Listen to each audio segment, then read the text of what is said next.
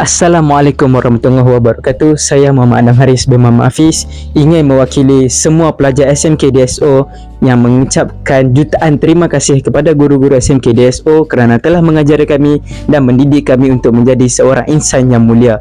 Sekali lagi, saya ingin berterima kasih kepada guru-guru dan selamat Hari Guru kepada semua cikgu-cikgu di SMK DSO. Assalamualaikum.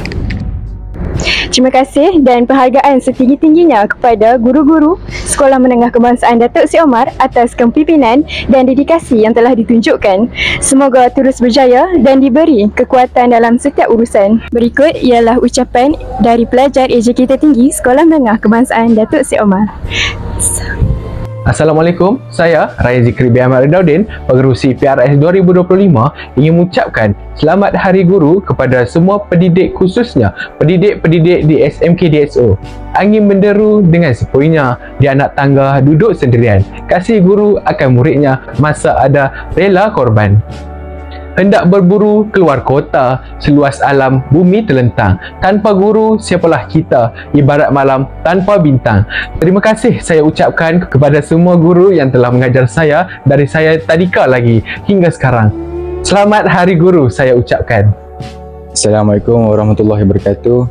Saya Muhammad Akif Dinesh bin Muhammad Ridauddin dari kelas 5 Ar-Razi. Selaku Ketua MPM, saya ingin mengucapkan Selamat Hari Guru kepada cikgu-cikgu yang berada di Sekolah Kebangsaan Datuk Seri Omar. Terutamanya cikgu-cikgu yang mengajar saya. Terima kasih banyak-banyak kerana memberi ilmu kepada saya. Halalkanlah ilmu saya, doakanlah kejayaan saya dan doakanlah saya lulus dalam SPM pada tahun ini. InsyaAllah, amin. Saya sayang cikgu.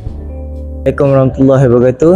Nama saya Muhammad Ishraf bin Fauzi, mewakili pengawas Sekolah Kebangsaan Datuk Seri Omar, ingin mengucapkan Selamat Hari Guru kepada semua guru di sekolah ini atas ilmu dan bakti yang telah pun dicurahkan kepada kami. Jasa semua guru akan kami kenang. Selamat Hari Guru.